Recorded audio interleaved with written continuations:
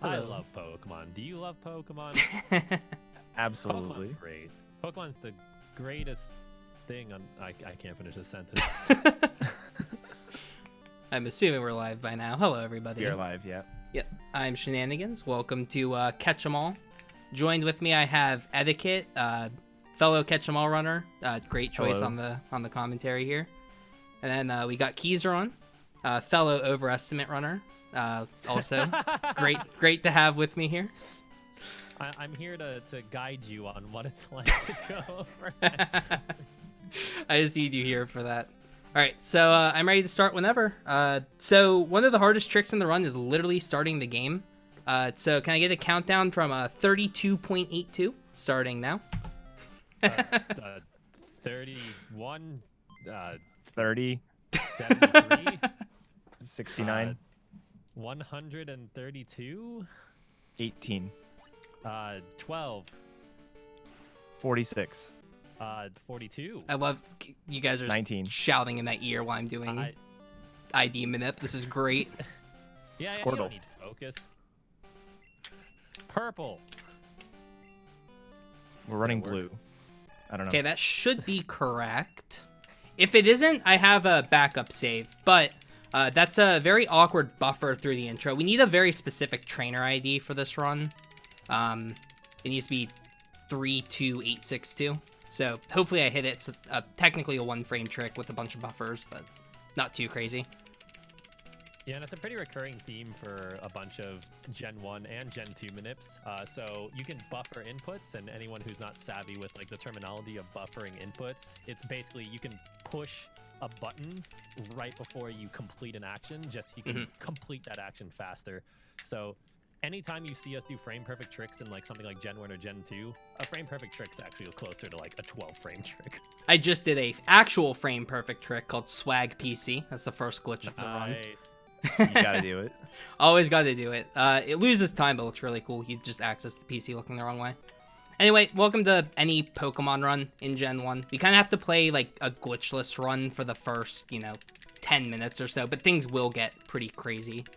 I set my options to just fastest tech speed, so on, and we're actually picking Bulbasaur this run. Bulbasaur is the best Pokemon for glitched runs, unfortunately. It sucks at battling, but it has high special. That's the reason we care for it. You also may notice that my rival is very strange as a name. It's ARSSX. We're going to be doing a glitch later, and the rival's name will have some stuff to do with that. So we need to name him a very strange name. And we were picking Bulbasaur. That was your best friend's name as a kid. I've used that joke in like 12 marathons. It's time to do one without it. You may notice we didn't have a donation incentive for trainer or rival name. All right, first off, nice. I got the ID. Good. On the downside, I had bad special, but we got the ID, so that's what's important. So I hit the buffer correctly. Again, it's not like super hard, but it is like somewhat inconsistent. If you miss a frame or like miss a buffer like slightly, you might not notice. It's kind of annoying. But we shouldn't have to reset. I do have another save file, though, if things go horribly wrong, which, this run, that can happen. All right, Absolutely nice. can happen. Crit on the first turn. Yeah, this rival fight's insane. We get a PC potion, which gives us 20 hit points, and this is still, like, a hard fight to win, like, even with having double the hit points of the Charmander. However, I don't want to say anything. Because You don't say anything, yeah. Don't we're just gonna keep hitting the A button for just a few more turns, just one more turn. We're just gonna hit this tackle, and it's gonna die. Oh, look at that! All right, that fight looked Easy. so simple, but it is not. Trust me. Yeah, the Charmander has Growl, the Charmander has Scratch, which can't miss. Going up against literally any other starter is better than going up against that stupid Charmander. Yeah, back when we did Pokemon Green speedruns, the objective was to just get through the rival fight as fast as possible, and it turned out it was fastest to pick Bulbasaur and just lose, because it loses so quickly that it's faster than winning with one of the other two.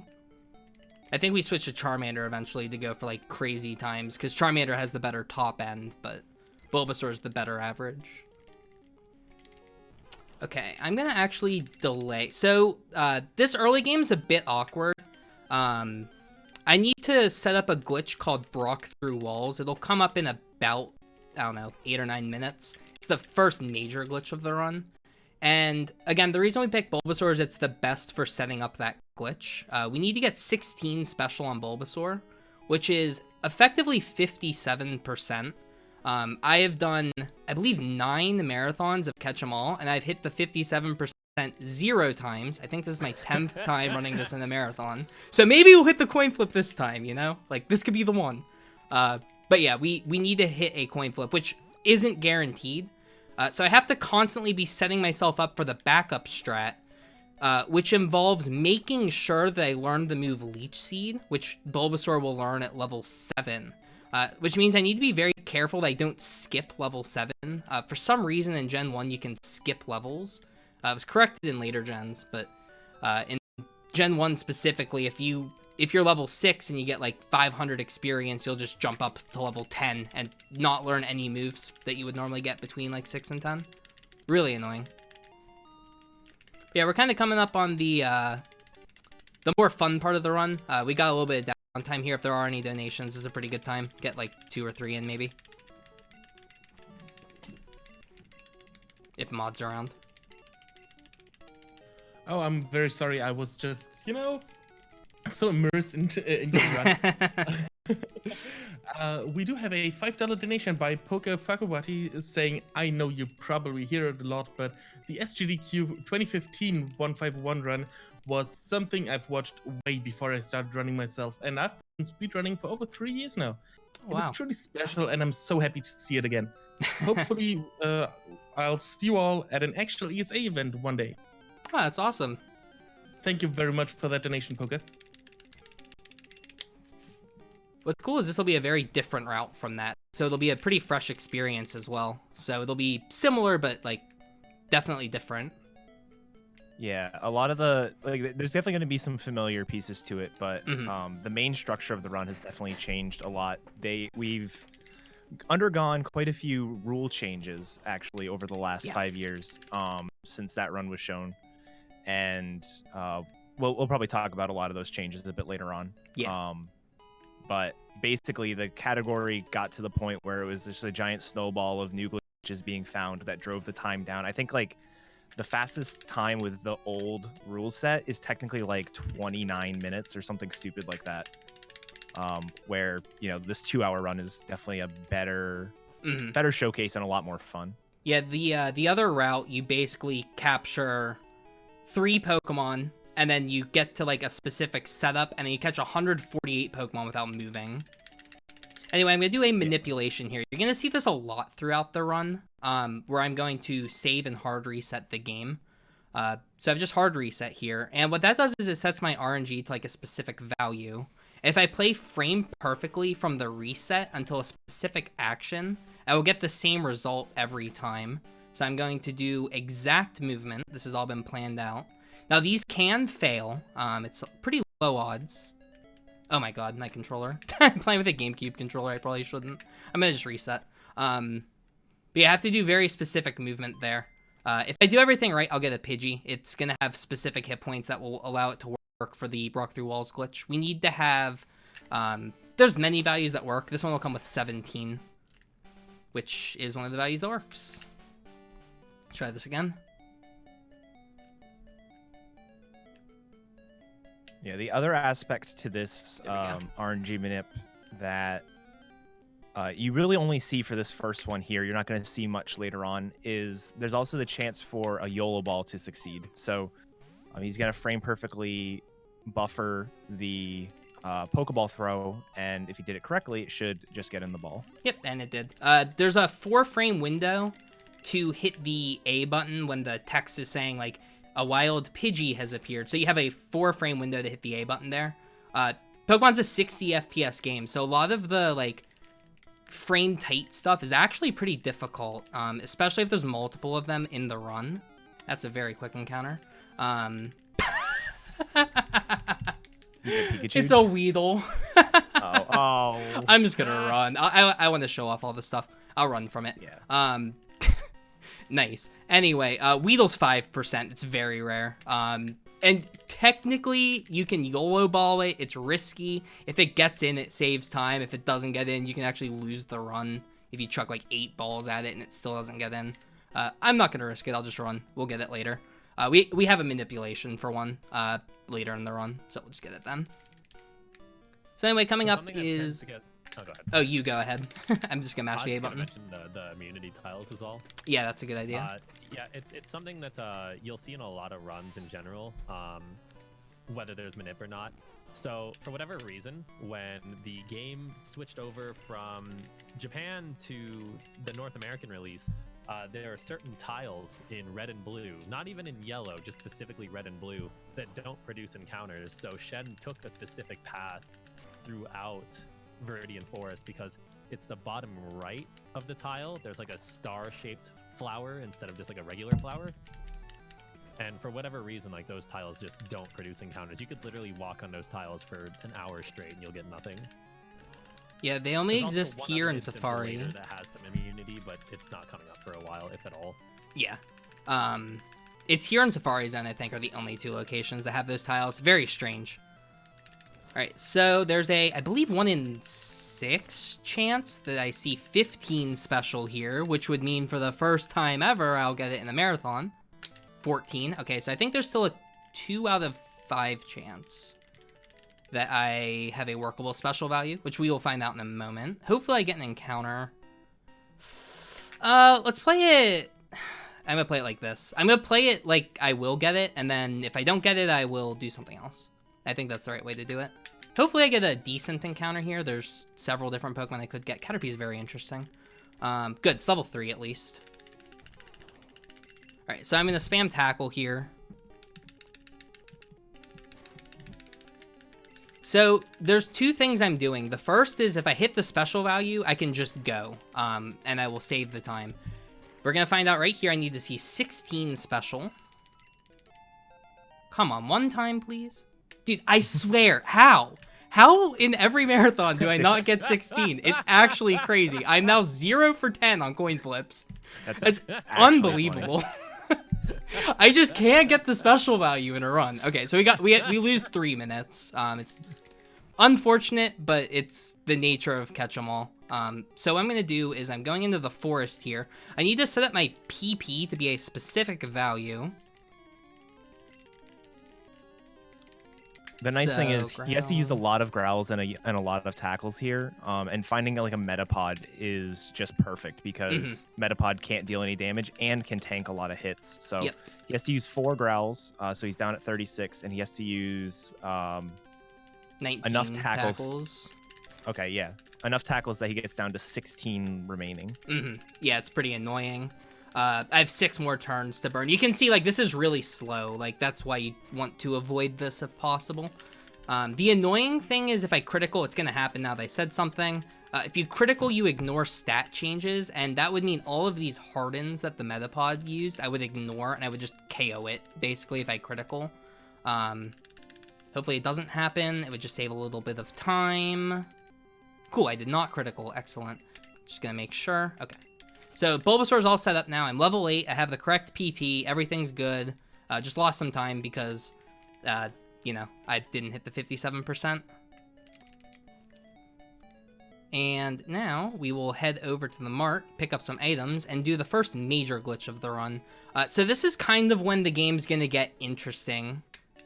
Let's see. I need to purchase a burn heal and an escape rope. Making sure I've got everything set up perfectly here. I also need to hover my cursor over save. So the first glitch we're doing is called Brock Skip. It's a pretty well-known trick. If you buffer the start button after closing out of that dialogue, you can save the game on this tile. I can reset. And then I can hold right and buffer a movement after the guy talks to me a second time. It just lets me walk right past this guy. We're going to combo this into an even crazier setup. So again, holding right, I can just walk right past him. We're going to walk back onto the route. I remembered, luckily, that Bulbasaur is dumb. Nice 15 special. I'm going to talk to him from this side. And the game thinks that I'm currently being walked over to the gym. by the Brock guy, it's like, oh, he's being walked to the gym. And what that normally does is it disables your controls, and whenever your character's being like moved somewhere by an NPC, it disables your collision. But we tricked the game into allowing us to have collision during the cutscene. So I'm able to walk through walls because I can control my character and the game thinks I shouldn't have collision right now. Very broken. And we're just going to hike our way all the way over to Vermilion. So we're just heading over that direction now. Yeah, this glitch right here is one of the glitches that really opened up all of the glitched categories. Mhm. It cut the no save corruption time in half. It made the beginning of 151 not awful when you had to go for the Gengar trainer fly. Like, it's definitely a really game-breaking glitch. Yeah, when we found it, I think at the time it saved 20 minutes. Now it's probably closer to 30. Or it would probably be less now because we have dry underflow. At the time we were doing the wet underflow setup. But yeah, it saves so much time. We can just access the mid-game so much faster. Anyway, we got to dump Bulbasaur. I remembered it's in slot 2. Good speedrunner. And we're going to center because we want this to be our warp point for the rest of the run. Yeah, Vermilion's a really good hub for like everything that we need to do. Even right off the bat, like we're about to go do something that we need Vermilion to be our spawn. Yeah. We used to use Saffron as our hub and then switch to Vermilion. We would like do like 2 different centers. Now we just do the one in Vermilion. We found a much faster setup over the years. All right, I'm going to do a manipulation here. So pretty much every time you see the Game Boy logo like that, just assume I'm manipulating something. Here I'm manipulating a Spearow. So once again, I'm doing a bunch of buffers through the intro. And then I should get a Spearow on this tile, just like that. So this is the trainer fly glitch. I'm going to try and do a hard trick here. Ah, missed it. Okay, I got Fury Attack anyway. If you do everything, like, literally perfectly, if you select Gust on the first available frame, you will get Peck from the Spear, which will instantly KO you. I messed it up, but still got Fury Attack. It's 50% to KO you regardless, so it's not that big a deal to miss. But yeah, we're setting up the Trainer Fly glitch, and most people know that as the Mew glitch. You'll get an encounter based off the special stat of the last Pokemon you interacted with. But there's a weird quirk with trades and how they work with that. It actually, instead of using the special stat of the Pokemon, it will use the 5th character of the name to determine what Pokemon you get. And because Dux has 2 spaces at the end of its name, we get a MissingNo, because MissingNo and the empty space both correspond with 80 as the value. So it's a nice way to get MissingNo very quickly. We used to have to deal with a pretty annoying Machop fight, but this is a guaranteed setup now. And we're just going to go ahead and do that one more time. Get 2 MissingNos to duplicate our items to 255. And once we do that, things are going to get crazy. So if there's any donations, now would be a very good time to get them in, because things are going to get nuts here in about 2 minutes or so. Wonderful. I would just like to remind everyone that ESA Together is a week-long online marathon that will feature speedrunners and score attackers from all around the world. We invite everybody, be it ESA regulars or first-timers, showcasing their best for you. ESA Together is supporting ESA and or other affiliated events' increased costs this year connected with the coronavirus outbreak. By donating to ESA Together, you will be supporting the future of ESA. All donations will go directly towards supporting the running of the future events for you to enjoy. Right there, just to point out, I got the manipulation to get Peck. It's a pretty tight frame window, so it's cool to get it. Saves time, because I don't have to deal with luck. A couple more donations as well. You got time for like 1 or 2? Sure. Let's talk a bit about the upcoming bid war for Pokemon Puzzle League right after this run. So you can choose which Pokemon to play as, either Pikachu, Bulbasaur, or Squirtle. Squirtle is currently in the lead with $70.06, followed by Bulbasaur with $65, and Pikachu in the rear with $20. So if you want to switch that around, keep your donations coming. You'll get to hear those cries every chain, guys. It's pretty hype. Pikachu in last, exactly where it belongs. All right, so now things are gonna get kind of crazy. I'm gonna be menuing for about 5 minutes straight. It's very difficult. If you guys want to talk, go ahead. There's a lot that goes on here, though. Yeah, so what Shen's doing here is he's setting up item underflow, and he's doing it both in his bag and in the PC. Basically, the way that it works is we duplicate our items, so we get 255 of an item. And the reason why that's important is because when you toss an entire stack of an item or an item gets removed from your inventory, two things happen. The first thing that happens is it reduces the item count in your inventory by 1. Like there's a value somewhere that's like how many items are in your bag. It reduces that item by 1. And then it will move every item in your bag up 1 slot until it reaches the cancel button. The way that it knows it reaches the cancel button is it reaches an item with a value of 255. You can't see it, but cancel has a value of 255. So by putting a different item with a value of 255, we can toss an item above, it decreases our item count by 1 and moves everything up in our inventory until it reaches the item that we set up. We then do some swaps to combine item slots, and in doing so, we trick the game into thinking we have -1 items, which is really 255 items. So it allows us to scroll past the end of our bag and access other parts of memory using the bag as like an interface. So we basically have a hex editor at this point. And we can do a ton of things like we change what map that we're going to go to when we leave a building. During this menu, he's given himself maximum number of coins in his coin case. He's also going to set up trainer flies on various different routes in the game. So rather than having to go up to a trainer and fly away or do a death warp in front of him, it's just already set up for us. 1, 2, 3, 4, 5. This part you can get lost very easily. 1, 2, 3. Yeah, basically each one of these item slots corresponds to 2 different map scripts. So we're setting those values to 1 to indicate that we have a battle that is currently stored there, which is basically what Trainer Fly does.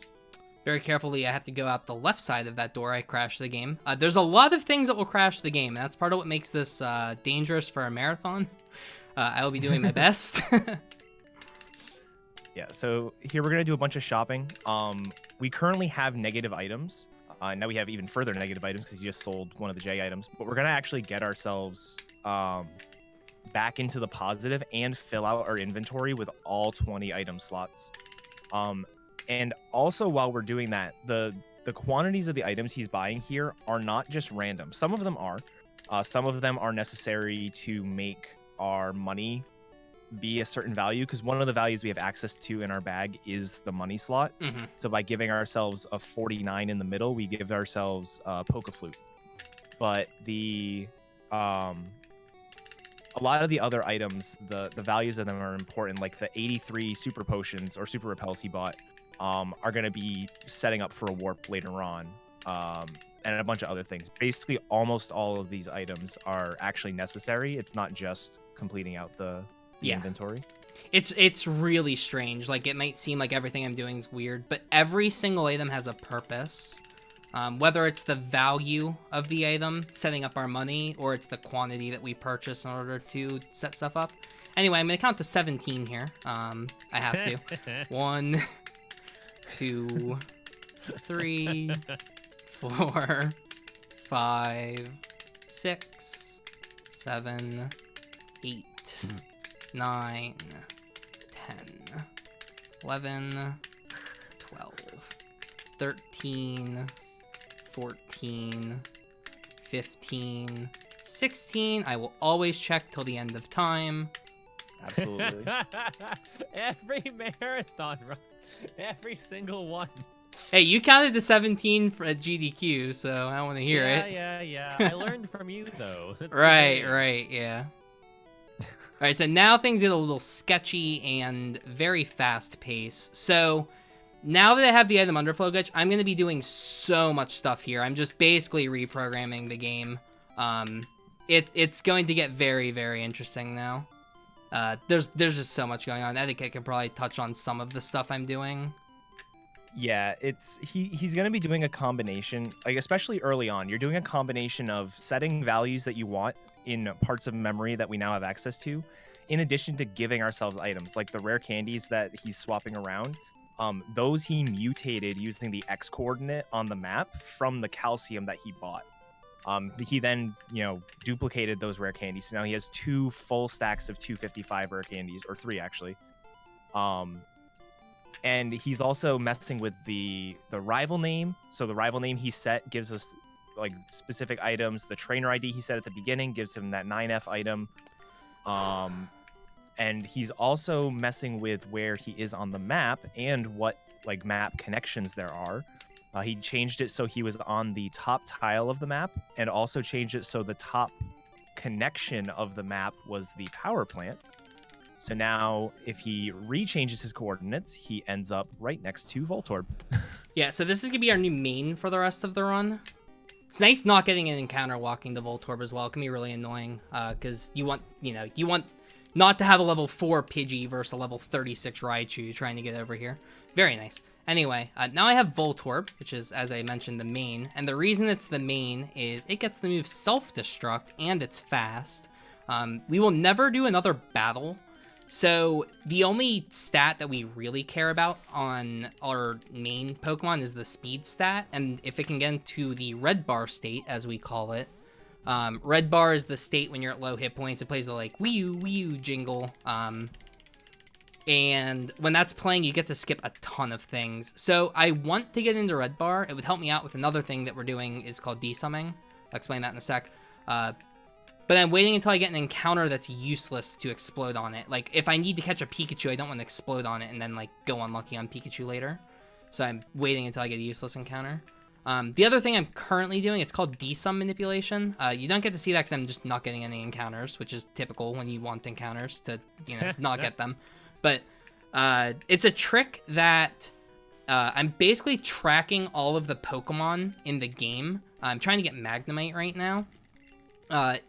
Depending on like the percentage of Pokemon is on a given route, it'll like be at a certain place in what we call the desum cycle. It's a 6.5 second long cycle that's constantly moving at the same speed.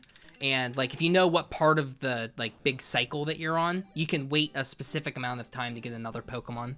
I'm going to be doing it pretty much constantly throughout the run. It's kind of hard to track. It only works 75% of the time, and I can't control when I get an encounter. But it can be kind of nice for getting things. So I got my Magnemite, which is perfect. So Pikachu, Magnemite, that's all I need, and we're out of here. Also, get used to this Wii U sound. You're gonna hear it a lot. It's here for the rest of the run. It saves like 12 minutes, so you just got to deal with it. Way too much time not to do it. That is... Wait, what am I doing? Why am I thinking I'm LGing? This is not LG. Okay. I just got a bonus encounter for no reason. Whatever. Alright, so we swap the Super Potions for Firestones for later. And then we evolve Pikachu. A lot of this menuing is very important. It's going to be very strange. Effectively, if I make a single menu mistake, I will crash the game. The menuing in this run, the whole run is menuing. It's actually like such an interesting category because the category is literally about how fast you menu, which is really cool for a Pokemon run specifically. So this goes for the Helix fossil. I do one above, up 6. One above, up 1, left down. So it'd be slow to walk all the way through the power plant to get to Zapdos, so we just bring it to us. We kind of destroy the map in the process, but we don't really care about that, obviously. We don't care if we just, like, leave destruction in our way because we just capture all the Pokemon. Also, this dex counter is weird. To emphasize on the underflow bit, like, not only does the menuing look weird and look unintuitive, but there's also chances that you run into, I don't know how often it happens in this particular run, but like there's been a lot of times in other glitched runs where when you access the underflow menu, you run into what's called a click item. So if you're trying to keep track of where you are in the menu, sometimes that can mess with you too, because sometimes there's these weird cases where you can't scroll past an item without scrolling past like an invisible scroll on that item. So it's like scrollception, and it's really obnoxious. Also, Yeah, shout we're out actually to gonna- Nurse Joy here. Oh, She yeah. revives This fossils is- now. This is one of the coolest parts. Yeah. Yeah. It's text pointer manipulation. We can basically change things that you can interact with to do other things. We're gonna do that in a little bit outside in Cinnabar Island. And actually, that is a case where we run into one of those click items that Keys was talking about. However, sometimes the click items, the reason they click is because they have like garbage text and it interacts with the map behind the menu. And by standing on specific tiles, you can actually make a click item not a click item. And so he's going to be doing his menuing on specific tiles outside to avoid it being an actual click item. Also gonna get to bike indoors here. Many children Yes. will be But very that's happy with not that. Okay, Oak's gonna get mad. No, not anymore. We tossed 3 moonstones. He doesn't care anymore. Oh, Only yeah, if there's that's 6 how I moonstones does solved he it as a care. kid. I was really happy when I found this. I found it like by accident at one point. It was really funny. And then we added it to the run in a bunch of places. Pokemon in a nutshell. I changed boxes. I have check etiquette if I change boxes. I think You did. I thought my down input got eaten. I was worried. I was Yeah. about to explain it, but then I want chat to watch this part because it's amazing. Yeah. I got an Eevee. I got an Eevee. I got an Eevee. And now we can get all the evolutions real easily. It's I'm the so Eevee glad that's still in factory. the run. I'm so glad that's still in the run. Yeah. We used to do this on an electrode ball in Power Plant, but it works out better for us to do it here. Yeah, for sure. But yeah, so one of the things Shen did before he left the Pokemon Center was change his box. This game and Gen 2, I don't know if Gen 3 has the restriction as well. It does but, not. Okay. Basically, it restricts you to only having 2 or 20 Pokemon in a box. Once your party is full, they go to the box, and you can only put 20 in a box before it gets full. So the run is very heavily routed around that restriction. And box changes are in very particular spaces because of that. Sometimes we change box with only a few things in the box, and sometimes you actually have to not catch every possible thing because you will box full. Yeah. Um, Box management, it's a big deal in this run. We get some boxes within a Pokemon of being full here and there. I just double inputted to the middle Eevee and scared the crap out of myself. I saw that you looked concerned. I got a double input up the the middle Eevee, and I never do this menu like this, so it's very weird. I was like, wait a minute, this is wrong. Even though we got those 3 Eevees outside, if he happened to accidentally do double Thunderstone and have 2 Jolteons and a Flareon, we couldn't just walk outside and get more. Like, that item is now gone because we changed maps. The other side of it is I've also set it so that if I were to exit the mansion, I wouldn't be back in Cinnabar. I'll be in the Safari zone. So it'd be like way worse because it's like not only like when I need to get back to Cinnabar at some point, I'd also, have to find my way back there. Also, shoutouts to getting Vulpix, which is a 10%. It's the only thing that's not useful here. Yep. Luckily, I can just chain it right into a Grimer. I got the good Grimer as well, which is nice. Grimer's so happy about it too. Yeah. Best Grimer's sprite in my Gen 1. favorite Gen 1 sprite. Yeah, for sure. It's so good. By far the He best looks like sprite. he's on a roller coaster. It's so good. That's gonna be Grimer again. Annoying. Ooh, nope, I got lucky. Nice. Okay, that was nearly Grimer, but instead I get Ponyta. Cool. So this is probably a good time to talk a little bit about the rule change that happened a few years ago. So, if you watched this run like maybe 4 years ago, there were 2 glitches that you're not gonna see today. One of them is called Cool Trainer, and one of them is called LG Fly. Sort of apparent to both of them is the glitch he's doing right here. This glitch is called LG. stands for lol glitch, like LOL glitch, because it is ridiculous. That's actually what it's called. Basically, what you do is you go into a specific tile, you use a 9F item to open a menu while you're in the battle, and then you like can move around and stuff. You want to move around, mess up your map, flash your map, so that way it loads that all in the background, and then flash a glitchy item, throw a ball, and here's your Electabuzz. Yeah, Electabuzz is in the mansion. Who would have thought? It is a very scary glitch to do, by the way. Very scary. Absolutely. If I make a single mistake while I'm doing it, not only can I crash the game, I can overwrite my save file. And if that were to happen, I'm sorry, ESA.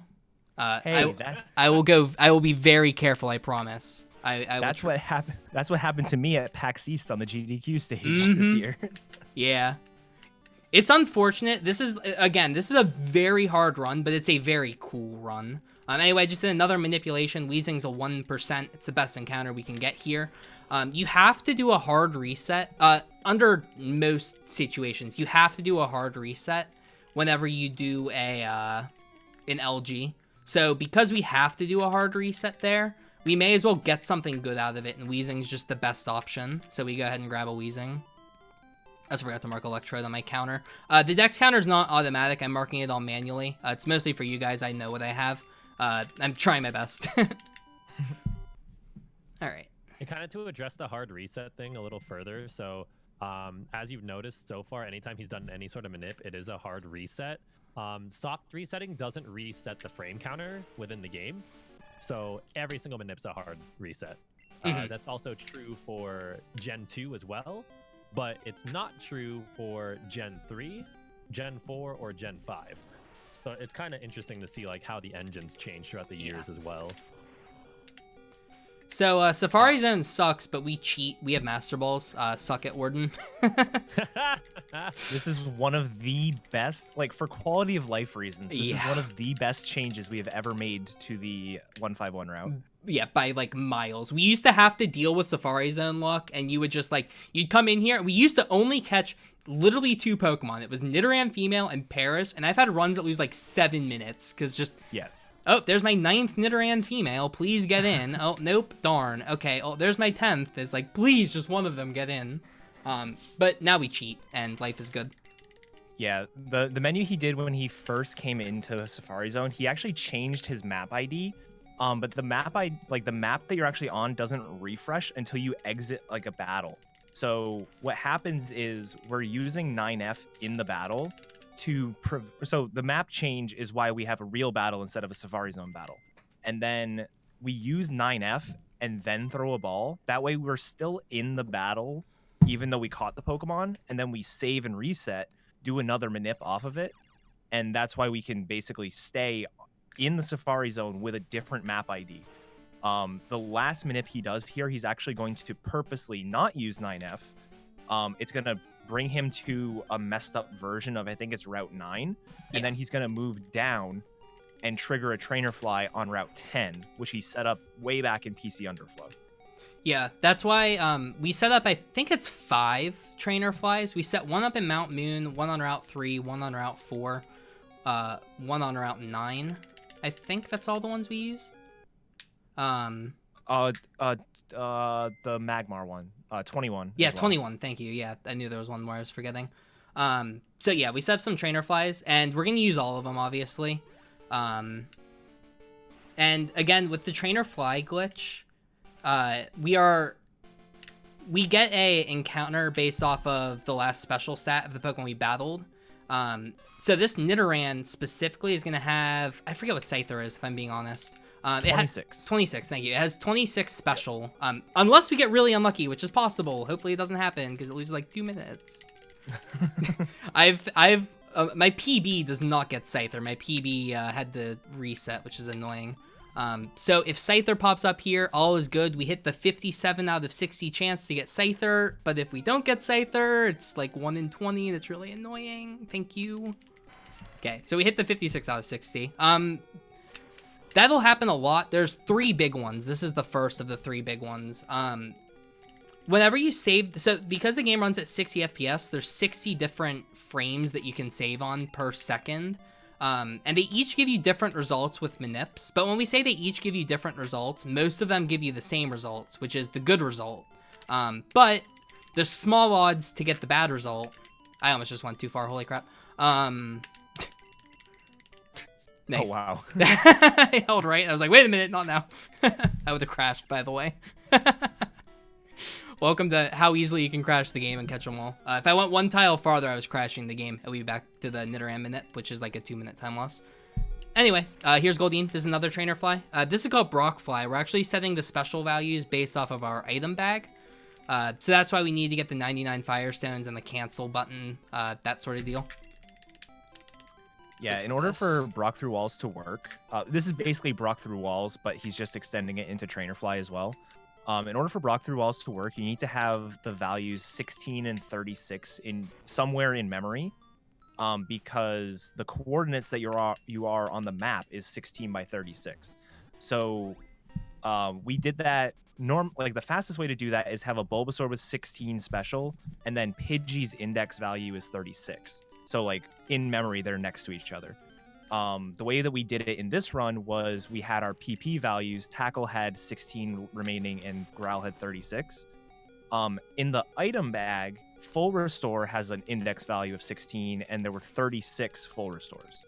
So we can just set it up basically anywhere in memory. I think it has to be like you have to have it on the right like odd or even offset. Yeah. But other than that, you can put it anywhere. All right, so I need Meowth or Bellsprout, doesn't matter which one. They're 50% total. Again, I'm going to utilize desumming. Controller spazzed a bit there, but we should be good. Should be the 22 as well. Yep, perfect. So I got the better of the Bellsprouts, which is nice. I'll save like 4 seconds. Big deal.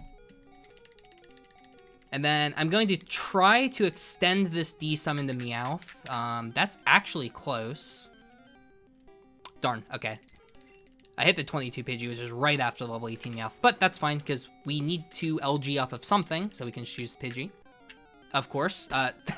Whenever you use 9F, you can still get turn frame encounters, which means you have to do another pop-up here. So please stop giving me turn frame encounters. Appreciate it. Make sure I'm on the right tile here. WA4. Ball. Gotta make sure I toss the lower ball as well. It's really annoying. I tossed the top ball a couple times and it just ruins you. Something else, whenever you throw one of those balls, you'll notice how it says my save file is going to be deleted. That's because that ball is in our trainer ID, and the game thinks that I'm a different trainer ID. That's how the game checks if you're going to, like, delete your save. So it's like, he has a different trainer ID than he did on his last save. Therefore, he has started a new game, even though it's the same file. It's like, you're going to delete that save file. Is that the right? Yeah. Wait, that's Meowth, right? Yeah, I did that right. Okay. Got worried there for a second. Yeah, the trainer ID changing is another reason why, like, having no actual battle to do is really nice, because your trainer ID is also how it knows if you have, like, a traded Pokemon. So yeah. This Electrode doesn't have us as its original trainer anymore. That's actually useful in Pokemon Yellow 151, which is an absolute meme of the category, but okay. Sorry, you can't I have to use 9F while normally... holding down here. Sorry, wait, no. Oh, okay. Sorry, I'm gonna explain. I needed to hit 9F while holding down. I'm using a GameCube controller. I'm like really not used to this. I have to hit a weird window here. There we go. Okay. Sorry, you can go ahead now. Yeah, I was just gonna say in Yellow 151, it's useful because you change your trainer ID, and then the Pikachu no longer thinks that you're like the special Pikachu no longer thinks that you're its trainer, so you can actually evolve it. Really wasn't worth the wait. That's whatever. I was so excited for such an amazing explanation. Yeah, I cut you off because I threw a ball at the second Bellsprout, and they're probably like, why is he catching 2 of those? Up. Where's WA4? I always get lost here. There it is. Wait, balls, X6, that one. Got lost a bit in the menus, not that big a deal. Very typical. All right, I'm gonna spit out some numbers, and I'm gonna have one of you guys add them up. I hope you're excited. Oh boy. All right. Someone get a calculator out. I got it have up. one. Ah, thanks, Damn. buddy. I don't trust Keys. I think you do it. Damn it. Keys would ruin me on purpose. How did you know? Nice, got the frame turn. This.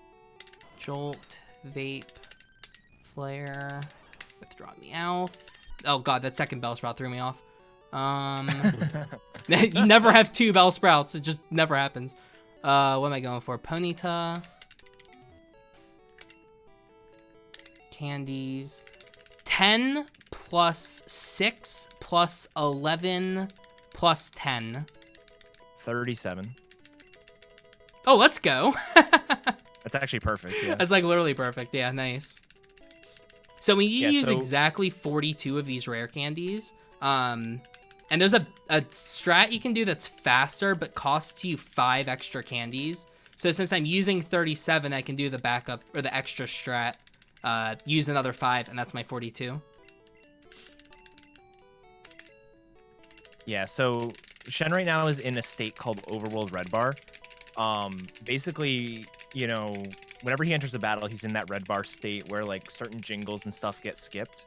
By not saving and resetting after the last LG, the game still sort of thinks we're in a battle. So we still have that red bar state. But we're gonna lose that, and that's why the rare candy jingles are like basically non-existent. Yeah. We're gonna lose that red bar state as soon as one of these Pokemon gets evolved. So he's getting every Pokemon within 1 level of evolving, and then he's gonna pull the trigger to actually evolve something. Yep. He's no longer gonna be in that state, but he's gotten the bulk of his candies out of the way, so it's fine. Yeah, it's really nice. It saves about 2 seconds per rare candy. We used, again, 37 rare candies there. So 2 seconds of candy, 37 times 2 is like over a minute. Just like of me mashing the A button. So it's like really nice time save. We'll do this a couple times. This is just the first instance of it. I think we do it 2 or 3 more times. I can't remember. I think it's 3. Probably 3, yeah. It's One a at lot. the end, one at Snorlax. Yeah, it's like 3. We use this trick quite a bit. It's really nice. Like super good trick. This is the one part that's better in yellow, because in yellow, the wee woo sound actually still happens in the over. Yeah, it's actually pretty hilarious. You literally get to listen to it like the entire run with like no breaks. It's pretty great. In yellow, you can also like swap an item over like a sound buffer variable in the underflow, and you can basically set it up yourself. I don't know exactly how it works, but it doesn't work in red blue. Yeah. So.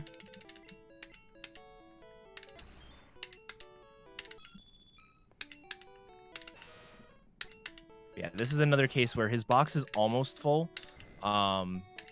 So he's gonna basically evolve the rest of the stuff in the box that needs to be evolved. He's gonna skip over some things, like for example, Nidoran male. We're not gonna evolve because we can get a Nidorino later for free. So it's just not worth it. Yeah, a lot of this run is about like box management as well, knowing where things are in all the boxes. Every single thing, once I evolve these Pokemon and I grab the next 4 out, I will never need to return to box 2. Changing boxes is really slow in this game, so it's really nice for me to never have to return to this box. So I'm gonna be able to save that, and that's because of the candies that we were talking about earlier. I have 5 extra candies, and I need 5 to evolve these 4 Pokemon, because Paris takes 2, everything else takes 1. Do we have time for a quick message? Yeah, this is fine. Wonderful. So, people, please don't forget that if you have Amazon Prime, you have access to Twitch Prime, giving you a free sub to any channel. Why not subscribe to ESA and have access to our amazing emotes and sub badges now? Or if you are already sub to ESA, cheering is also a fantastic way to support the channel and keep this amazing content coming your way in the future. This is normally where I joke and say if someone donates, I'll crash the game, but I probably shouldn't. I mean, you're about to change box, which saves That's the game, true, so. yeah. I could mess up the manip at Sandslash on accident and say like, I'll just wait. Once someone donates, I'll do it right. sit there and keep messing it up.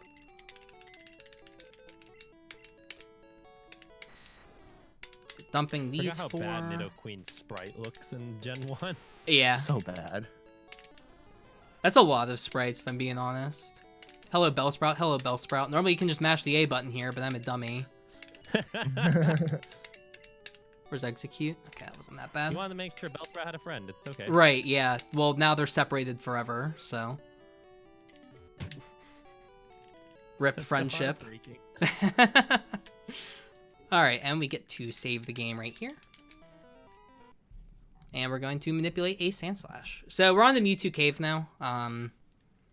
Mewtwo Cave's probably the most, like, interesting part of the run. It has the most variance. Depending on what I catch here, determines a lot of what I'm going to do later on in the run. There's, like, what, 9 different things I can catch? Each, you know, have different tiers of, like, how good they are. So Sandslash is one of the better Pokemon to get. I think it's actually the second best. That's why we manipulate Sandslash. It's also by far the best thing we can manipulate on this specific floor that we show up on. And we're still in that LG state, so we do need to get a save and reset. Okay, we got Raichu. That's 5% and very scary. Please, game, don't troll me. Okay, good. That's extremely rare. Never happens. While there are some encounters that just aren't useful because we don't want that Pokemon, like he evolved Paras already, and you can get Parasect. Raichu and Electrode are the absolute worst Pokemon to get because they are the only things in this entire run that can outspeed our Electrode. Yeah. Okay, that should be Golbat unless I get really unlucky. Darn. Ah, that's a high. Got a high value Hypno, which meant the D-sum was slightly off. So I know this is a low value Hypno, so I can have a little bit more precise D-summing. I'm still gonna look late. Kadabra, Sandslash, Venomoth. That's either Venomoth or Dodrio, hopefully. Magneton, unlucky. I can still catch it. So Magneton's right after Venomoth and Dodrio. Played it a little bit risky, but Magneton's good, because now I can go for Golbat again. Magneton saves a few seconds. That's nothing crazy. Okay, give me a very fast encounter, please. Unlucky, it's not fast enough. I really want Golbat, but I might leave without it. Okay, that should be Golbat. Hypno again. So Hypno is right before Golbat in the cycle, and they're both very large slots, so it's kind of hard to hit specifically Golbat. Okay, that like almost has to be Golbat, and it's Raichu because D-sum fails 25% of the time. If you hit Golbat and D-sum fails, you get Raichu usually. It's just how it works out. Again, D-sum only works 75%. Okay, this should be Golbat, but D-sum can fail. Yep. Okay, well, clearly I'm just bad. We'll get it. I might just leave, honestly, and get Golbat later. 4. It's very hard, by the way, because I can't hit a button and get an encounter. It's like I have to track it while I'm also getting unlucky. All right, I'm gonna do a weird. Okay, this is close. It's probably Hypno though. It felt early. Okay, it was slightly early. Okay, so this should be 2.5. There we go. Okay, come on. Like, that's so good. And I hit the 1% for Ditto. This is incredible. I, like, actually can't believe what's happening here. This happens, by the way. This is just catch 'em all in a nutshell. Okay, that's so perfect. Please. It's Hypno again, dude. I swear to God. I've hit the 1%, which is right after Golbat, which means if I was 1 frame early, I would have gotten Golbat. And then I was like 2 frames early there and got Hypno. Okay, come on, please. It's so perfect. Thank you. Okay, I gotta go back. We did it. Clap. Yeah. Yeah, you guys back there can clap now. Oh my god. You know what's hilarious? At GDQ, it took me like 4 minutes to get a Zubat, and now at ESA, it took me like 3 minutes to get a Golbat. Unbelievable. I'm so good at the game. It's amazing. Yeah, no kidding. All right, moving on. Watch this. I'm gonna get an encounter on this turn frame. It's gonna be a Zubat. Okay, it's not. Or Golbat, I meant. Oop. TM. Almost forgot to hit the select button. That's smart. This goes for 4, and then down 1, and then toss 7. Oh my god, I almost tossed 8. I'm not gonna lie. Alright, so we did that same text pointer thing, this time for Golem. I think this is this? No, we have like 1 or 2 more text pointers. Never mind. We added some. It's very fast for getting encounters, especially with these like really hard to get Pokemon. Like Golem would be really annoying to get elsewhere. We can't trade a Graveler, so we kind of have to get it somewhere the annoying way. All right. You mean you didn't get your golems from that ball as a kid like that? Right, yeah. I can only imagine if like a kid learned this, how cool would they be when they were a kid? You know what I mean? Yeah. Could you imagine showing up to school and like doing this? Like people would just be like crapping their pants. All right, that should be close to Kadabra. Okay, good. I got Venomoth. So the order is Dodrio, Venomoth, Kadabra. I usually aim for Kadabra because it's the best of the ones that you can get. Venomoth is still pretty good though. I'm going to stay here until I get either Dodrio or Kadabra. I want to show off more of the game and less of the spamming rare candies on things. That might be Dodrio. That's somewhat close. Venomoth again. So again, Venomoth's right in the middle of the 2 things I want, which is going to make this kind of annoying. Let's play it like this. Okay, that's either Venomoth or Dodrio. Okay, I got the Dodrio. Good. So again, it's like very awkward tracking this. Luckily I got it, so we will evolve for Kadabra later then. Pretty sloppy Mewtwo cave, but like, it happens. It's very hard to have good D-sum in every segment of the run. I think even the record has some pretty sloppy D-sum in Seafoam, maybe? I can't remember.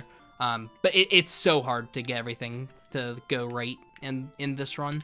Let me just make sure I do the swap right. I believe it is Soul Badge. Oh, I forgot to evolve my Pokemon. Oops. I can do that, I guess, here. Let me just do this right first. It goes for Great Balls, I believe. Soul Badge for Great Balls. I can go up and evolve now. I don't want to use those candies. I want to use these candies. Oh my god, that would have been really bad. Okay. Paid attention a little bit there. Okay. So, similar to Zapdos, I've just changed the map by swapping the Soul Badge down there. And, the reason why that's good is to get to Mewtwo, you need Surf, normally. I don't have Koga's badge, so I can't Surf anyway, even if I had a Pokemon that knew the move Surf. So what we've done is we've distorted the map so that we can just bike over to Mewtwo. It'll be not only faster, but we can skip all the HMs in this run because of it. We don't need Cut, we don't need Strength, we don't need Surf, and we get Fly because it's fast. But other than that, we don't need any HMs, which is cool. Yeah, one of the things you did in the very, very, very first Underflow menu was actually set his badges so that he does have Surge's badge and can actually use Fly. Yeah, that's one of the things we did in that first menu of the run.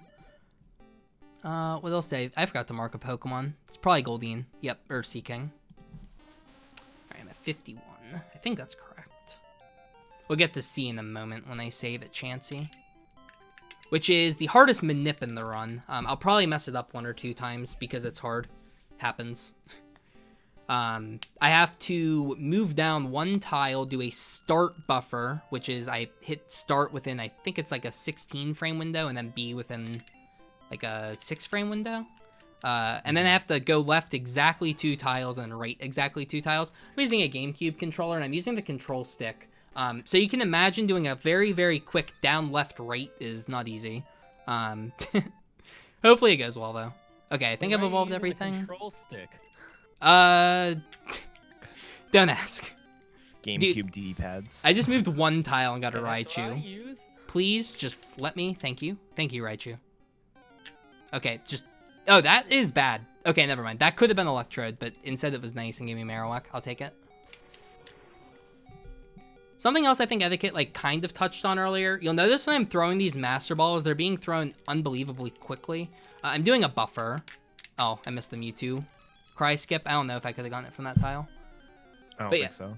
You'll notice I'm doing this buffer. I hit down, then A, and then B. So I'll do it here. See how I hit A and B to throw the ball? The B button actually is what's doing the ball throw. Because it buffers the A button before the B button there. Very neat.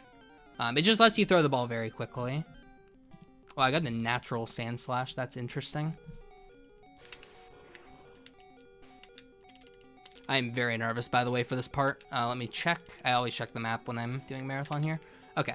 Great ball for Soul Badge. Yeah, this particular LG is a little awkward because if you get an encounter on this map, it like shifts the map so you like appear like you're on the tile that he's on now, but you're not actually there. And if you try to do this LG when you're on a tile that looks like the right one but isn't the right one, it actually still it like messes things up. So you really want to make sure you're on the right tile here.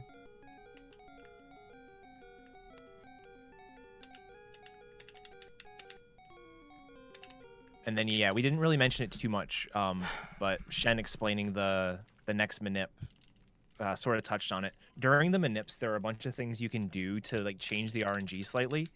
One of them is going to be the start menu flash that he tries to do. Another one is you can do A presses during your movement, which he's already done a few of, but you can't really tell unless you're really looking for them. There's also different ways you can get through the intro sequence here. So like he changed his palette. He changed it to blue, which you so you can't really tell, but he did change his palette on that initial BIOS screen. You'll get to see it again. I missed the start input. And then you can also there are different ways to buffer through this intro sequence. There's the standard buffer, which is the fastest one, which is what he's doing here. There's the old buffer, which involves one extra input, but you know, does an input basically when the fighting sequence between the Jigglypuff and Gengar happens. There's another one we call Crazy Buffer that involves waiting until the Game Freak menu or Game Freak logo appears.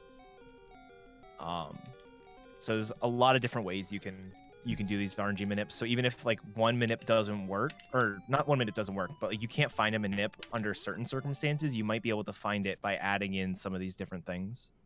57 out of 60. 57 out of 60. 57 out of 60. Yes. Okay, good. We got 2 of the 3. All right, that's a huge deal.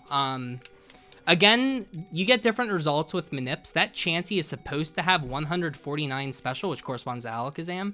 It can have 150, which corresponds with Pidgeotto, and then you lose like 3.5 minutes. Did not happen. So yeah, that's good. That's 2 of 3. And now we get to play the game a bit. Right, because quickly touch up on the starting up for like buffering the intro and stuff.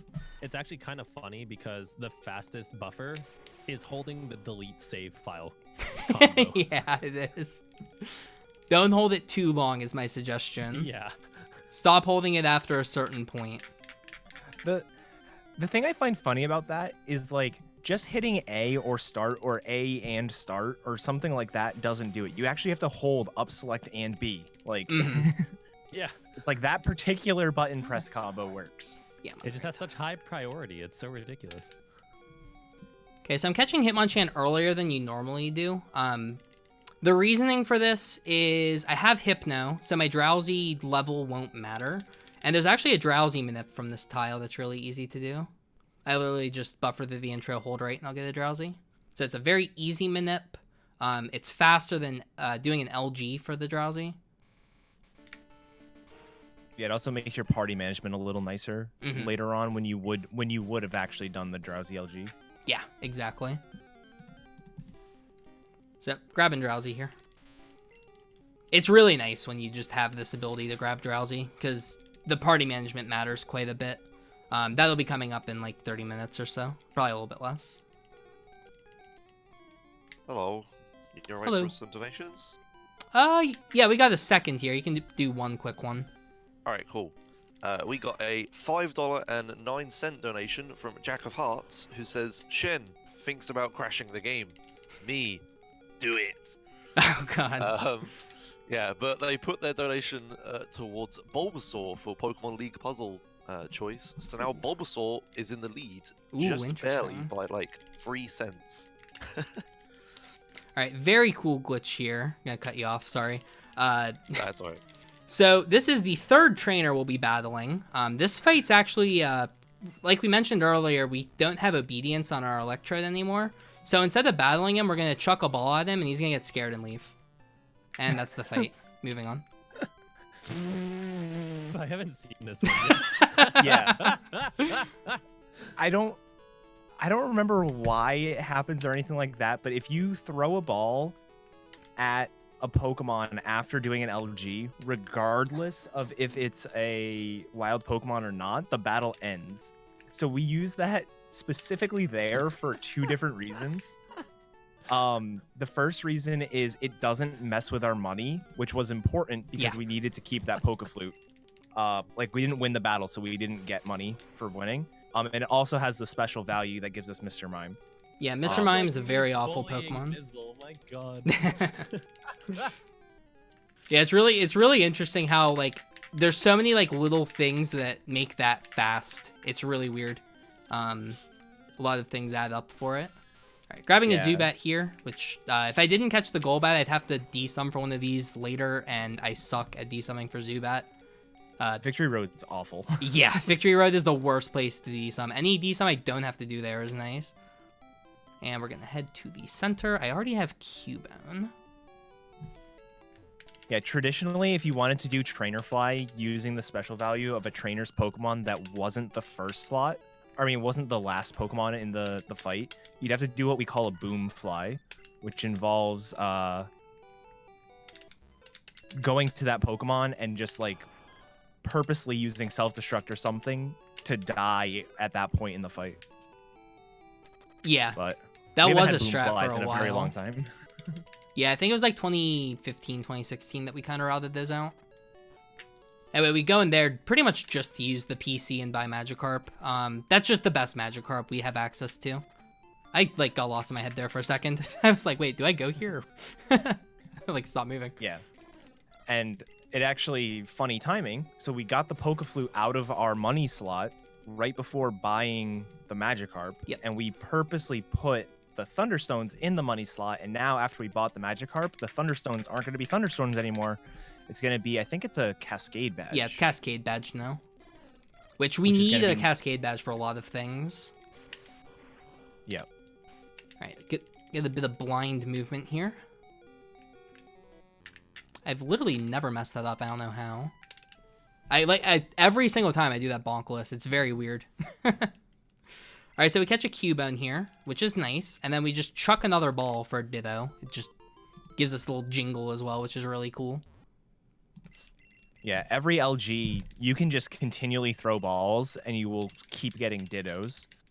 I think it's purely a coincidence that it's like the transforming Pokemon that you get after every LG. Mm-hmm. It is kind of funny how it worked out that way, though. I'm getting so far behind on marking right now because I'm so used to the 8 per column layout that I normally use.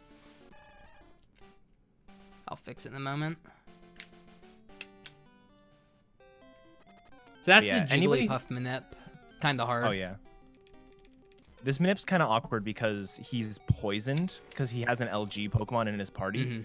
Mm-hmm. LG Pokemon are all status, usually with like 19 different status. Yeah, they have like all of them at once. It's awful. Yeah. And because of those poison ticks going off in the overworld, it makes the movement just a little bit awkward. Okay, found Spearow. And then the other thing I needed to find was... There was one other Pokemon I just remembered, and now I forget. Excellent. Trying to catch up desperately, because I have like a second here to find everything. I should have 72 right now. In my head, I'm at 72, and I have 71 marked. I can't remember what I didn't mark, though. I'll figure it out later. Okay, we have to toss these, and then we're just going to do another LG. And then we do a really cool menu.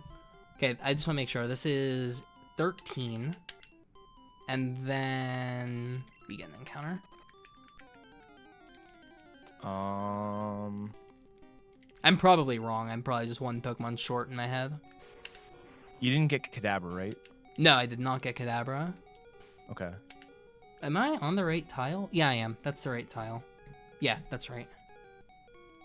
Going a little bit slow here. I'm not seeing a missing Pokemon. Okay, cool. I'm probably right then. This goes for HMO 4, one above, toss 12, I believe. Yeah, it's 12. And then Leaf Stones for ropes.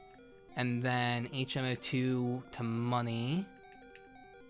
And then this. It's always such a good feeling when you click on the WA4 and your game doesn't crash, because if you do something wrong, your game just crashes immediately. Did not crash there. Great. I probably did things right. Alright, so we get to do Overworld Red Bar again here. Alright, this is the Comedy Gold Warp. It was a great idea that I came up with, that's somehow still in the run. It's one of my favorite, like, stupid menus of all time. We basically take these ice heels on a journey, because we need them for a text pointer. And then toss 19 of those. And then Nurse Joy is suddenly the dojo expert, giving us a Hitmonlee. She's so versatile. Yeah, no kidding. Then we've already set our... There we go. Flash this. Sorry, I have to... You remembered the flash to the PC. I have a Poliwhirl right now. What the heck? Okay, Jigglypuff, Ivysaur. Why do I still have a Poliwhirl? What am I doing?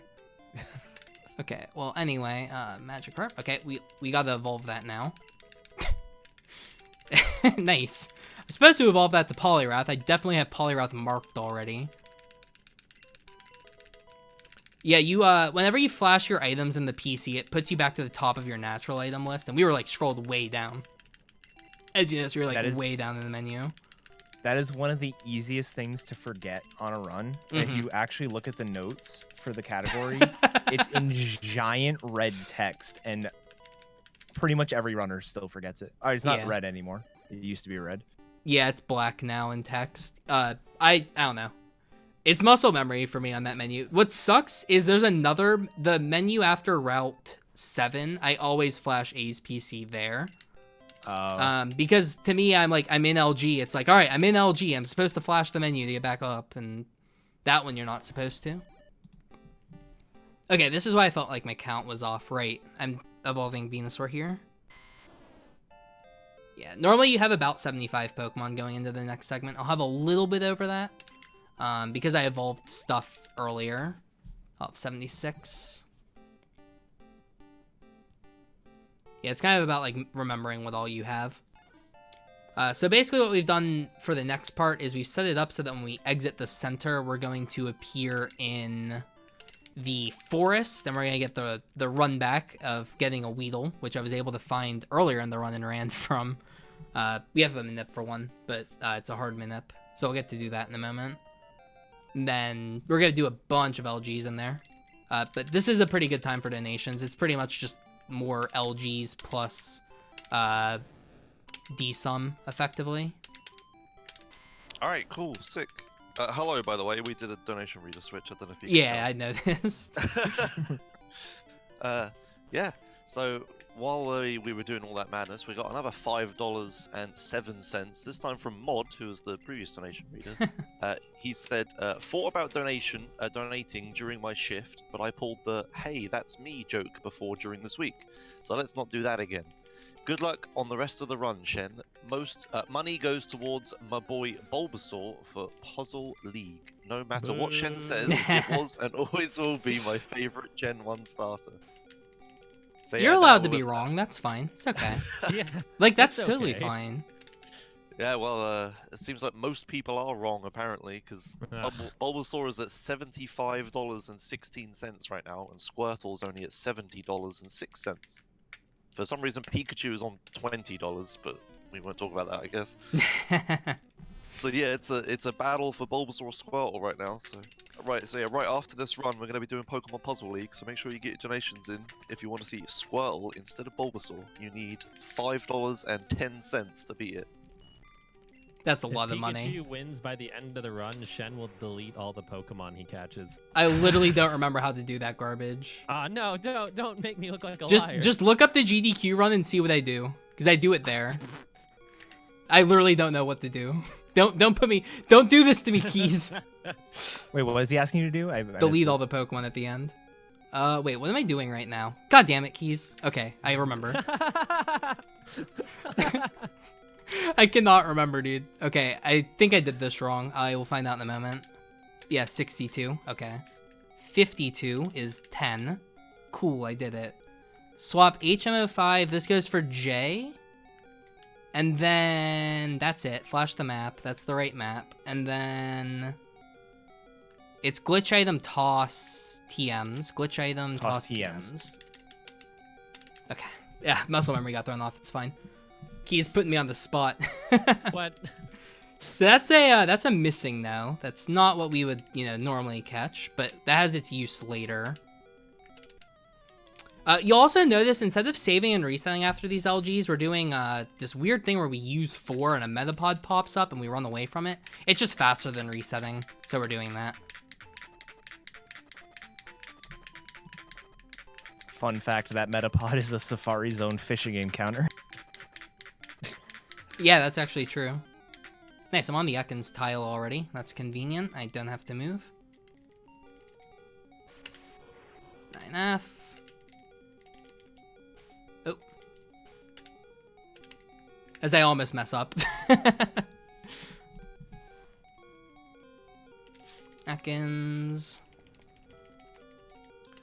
So one thing that we sort of mentioned earlier, but didn't really go into detail on, I mentioned how LG is sort of like the parent of 2 other glitches that used to be allowed, Cool Trainer and LG Fly.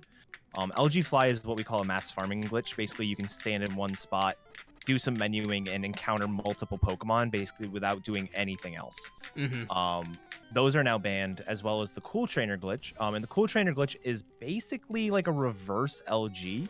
For LG, what you do is you get an encounter, you go to a specific tile on the map, flash a glitch item, and throw a ball. For Cool Trainer, it was go to a specific tile, flash your menu, and then without flashing your menu again, go get an encounter, and then use a glitched Ditto to mutate the encounter into the Pokemon you want. Cool Trainer being banned was more of like a quality of life thing, because we thought with the mass farming glitches being banned, Cool Trainer was going to be the only thing left. And Cool Trainer sucks. Yeah, it's because so bad. Yeah, it's not guaranteed to work. Whereas LG, even though it's a little bit slower than Cool Trainer, works every time. The nice thing is after all of that happened, we also started finding manips. So I think even if Cool Trainer were allowed, we'd still be doing LGs for a lot of things, because we just chain them into manips and we'd be fine. There's only, I think, one LG in the entire run that you don't chain into a manip. And that's because it can't be chained, because there's sprites on the screen when you actually do the save and reset. In order for RNG manip to work consistently, you have to do your hard reset when there's nothing on screen. Yeah, so that's the Mew LG. We do that toward the end, actually. It's one of the later ones. All right, I just need to use 9F while holding down. That's all I got to do. Good, okay. It's so hard, I'm telling you, with GameCube controller, it's not easy. Normally I would double input to it, but that's just not viable right now. I need to toss the rare candies down to 2. Antidote for coin case. Toss 2 from Jack. Ultra Ball goes for Master Balls. Other Master Balls goes for Pokeballs. Toss 41. There's again, like, all these menus are very weird. Then it's this J, toss, ball. These menus, they're like all very strange. A lot of them kind of like are similar too, so that like your thought process kind of gets mixed up on like which one am I doing. So it's like very hard to remember like exactly which items to swap between and everything. So I'm kind of taking a little bit slow for this. Yeah, like that J item he just tossed at the bottom of the inventory that brought him back to the top so he could do like throw the ball. You can throw that J item to go to the top of your menu when you do the MissingNo LG, but if you do that, the Weedle Manip no longer works. Yep. So like everything else works fine, but Weedle Manip no longer works. So it's very particular. One small move can like cause a lot of things to happen. Yeah. Even those tosses at the bottom of your inventory, I mentioned way back the behavior when you toss an entire stack of an item. it will move all the items below it up in your inventory until you reach an item of 255 quantity. When you get down below the item bag, you're dealing with other parts of memory, so it actually shifts everything in memory up a slot. Well, 2 slots technically, but it's just coincidence that there are values of 255 down at that point to prevent more items from being shifted and completely ruining your game. Yeah, think of it like this. Think about like if you have a video game and you just delete a line of code. It's like, all right, just delete it. What's gonna happen? That's literally what you do if you toss like a full item. It's like you just delete a line of code from the game. It's crazy. Everything just breaks it. Like the game will just immediately crash. There's no saving it. Yeah, and you can't even do anything. The fact that all these things work the way they do is pure coincidence. Like, we're lucky in that some things that we need to influence, like what's the last map you were on to exit and warp to somewhere else. We're lucky that that's on like an odd offset instead of an even offset. Yeah, if it was exactly. on the other way, we would not be able to influence it the way we do. Now, something that's really interesting about that as well is in the Japanese version of the game, all of the item underflow stuff is swapped. So if it's a value-based thing, in the English version, it would be quantity-based. So, like, each slot has 2 things that determine it. Whatever the item is, and then the quantity of the item. In English, for example, warping is all about the quantity of the item. It's not about what the item is. In the Japanese version, if you want to warp, you need to put in an item that has, like a specific item to go to each location. So warping on the Japanese version is way harder than on the English version. This goes here. Yeah, and I think it's like that because the rival name in English takes up 8 characters. Even though you can only input 7, it takes up 8 characters. And in Japanese, I want to say it only takes up 5. So it's just like an odd number offset. It makes no sense, but like it causes so many issues. All right, here comes the panic. I'm going to use 4 in battle. It's so scary. Okay, we're fine. Normally that crashes the game immediately, but because I just evolved the MissingNo into Kangaskhan, for whatever reason that just warps the Diglett into a Horsey. And Horsey is very annoying to get without getting it here. I actually don't know why that works. I've never figured it out. I have no idea. Cool. I'm glad we're in agreement. It's a mystery. Alright, so now we've caught our Diglett, and we are done with Diglett's cave, but we need to get one more encounter to get into the LG state. Alright. This is... Oh, I'm so scared. This is one of the scariest parts of the run, because this is a manip where if it goes wrong, it's sorry, ESA. There's nothing I can do either. It's just 56 out of 60. Yeah. WA4 goes for Master Balls, and then it's 8. 8 again. Ultra Balls goes for Great Balls first, then HMO4, then that, and then this goes for Para Heals, and then it's above, and then Ball. Okay, I did that right at least, so that's Lickitung. All right, so first things first, we have to save, and that's why this is just, like such a problem, is because you have to save here. So we're going to save and just hope that Gastly has the correct special value for Magmar. I'll just do like a slow backup. If it fails, it'll waste like 3 minutes, like all the other ones that can fail. I do have a backup that'll work, though. If this does work, this is one of the coolest parts of the run, though. Just yeah, like visually. For all of you people at home. Yeah. Okay, I got the encounter on the right tile, so that makes it now 57 out of 60 to work. It's level 20. Okay, this menu's the weird one. This one is Firestone's 13 for Flute. Then it goes for Cascade Badge. That's in TID now. And then down 2. And then Ball. Please, please, just be fair, game. Be fair. Please. That's a tall ask from a Pokemon game, though. I know. All right here, this needs to be Magmar. Nice. Okay, I did not get massively Alright. trolled. Okay, Very cool. good. Again, one Yeah, out of so- 16 runs will not get Magmar, so it's very likely to get it. But, that 1 out of 16 run is just not good. Yeah, basically, we get that encounter, which even though you don't have the Sylph Scope and the encounter isn't revealed, Mhm. it still is a Pokemon behind the scenes, and you can actually see what Pokemon it is without. Oh, I guess this is technically a glitch. If you look at the stats of a Pokemon in your party and then go back, it's gonna reveal what Pokemon it is. You still can't catch it, but it shows you what it is. Mhm. We change our map ID like we did in Safari Zone. To trick the game into thinking we're not in Lavender Tower, we're somewhere else. That somewhere else happens to be Route 21. When we exit the battle, after catching the Gastly, because we changed our map, we end up on Route 21 with a trainer fly waiting for us, and the special value of that Gastly is Magmar. That Gastly is very hard to find because at level 20, you need exactly 15 DV, which is the highest possible DV value for your special stat in order to have the right special for Gastly. Or for Magmar. And then one of the side effects of what we call Crazy Warp is the item balls now are sort of in like a text pointer state.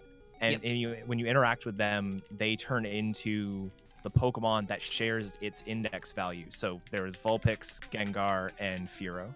Yeah, so Gengar is, I believe, Pokemon number... I actually don't remember. Is it 13? It's low. It's really low. It's like 13 or something. 11 maybe, I don't know. I think that's in Elixir. No, that's in Antidote, and Antidote has the same value. I think Elixir's 80 and Vulpix is 80. That's why we get Vulpix from that one, because that's normally an Elixir. Yeah, This Gengar is 32? 14, which is... I'll catch this. Just desummed right into Pidgeotto. That was nice. Don't have to do a Manip now. Save a bit of time. Gengar's the Awakening, that's what it is. Yeah, and Awakening I think is value like 13, whatever Gengar is. Yeah. Yeah, it's like we did a text pointer Manip, but instead of like having to swap the items around. Wait, what tile was I on? I'm gonna get the encounter again, I can't remember. I want to make sure I get this here. I'm also gonna make a save state here. Just because of what can happen. This is where my PAX East run died. Yeah, that's why I'm worried about it. This glitch is dumb. This one specifically. Okay. HMO 4 goes for Moonstones. And then for potions. And then trainer card. And then HMO 4 back for potions. HMO 4 goes for bike voucher. Potions, bike voucher, Moonstone. Moonstone goes for max repel. And then you toss the Moonstones.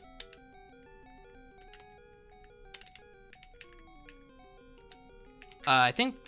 Okay. That's fine. When did I last save? I'll just load the save state, just for time's sake. I don't know how that happened. My controller kind of spazzed there at the end, and I think I swapped the wrong item. Anyway, HMO 4. I literally don't know what I did there. That was very strange. HMO 4 goes for bike voucher. Wait, oh, I'm such an idiot. I didn't flash 9F. Dude, I'm so focused on the swap. Holy crap. Okay, 9F. That's what I did wrong. Okay, and then flash this. Okay. HMO 4. Above the Moonstones. Goes for bike voucher. HMO 4 for potion, trainer card. That's right. And then HMO 4 goes for potions. It's up for bike voucher. And then Moonstones goes for max repel. And then toss. And then 4. Okay. My controller kind of threw me off there. I did a double input by accident to the Moonstones, and it kind of threw me off. Alright. And then I don't actually need to do anything, so I can do a soft reset here. because I don't need to manipulate Pidgeotto or Tangela, I have both, which is nice. Okay. See, that's just a really, really good example of just how volatile the menuing can be and just how vital it is to the run. Yeah. What's weird about Gen 1 menuing is if you do an input... Oh, I'm going to catch this. If you do an input and hit the A button like a frame after, it'll do the input again and then hit the A button. So what happened there was I did up, select instead of up, select. Just because I hit up and then a frame later I hit select. It's really annoying sometimes, especially like when you're using a controller you don't normally use. It's not that big a deal though. It didn't lose any time really. Okay, I'm in the right column, I believe. I am in the right column. So this is Burn Heals for HMO4. Burn Heals HMO4. Doing that double input menuing is something, if you can do it on cue, can definitely speed up your menuing, and a lot of the top like glitchless runners will do that in their runs. But if you're not trying to do it, because like a lot of the menuing in 151 is just so precise that you really like can't mess up. So a lot of times, you know, you'll double input for some things, but not everything that's possible. Doing it by accident is a real issue. Yeah, that's for sure. That's everything, and I'm going to go Cinnabar here. I think that's a Charmander. I hope it did. Should have. I caught Raticate as well, which is an interesting bonus you don't normally get. You did in fact get Charmander. You okay for a really quick donation? Yeah, that's good. Alright, we got a $5 donation from Kibbybit, who just says, "Hey Shen, Kadabra." Hey, thanks. And they put it towards $5 towards Squirtle. So Squirtle is only $10 away from winning the Pokemon League now. Pokemon Puzzle League. Nice. Are there any mods in chat who can time this person out, please? Thank you.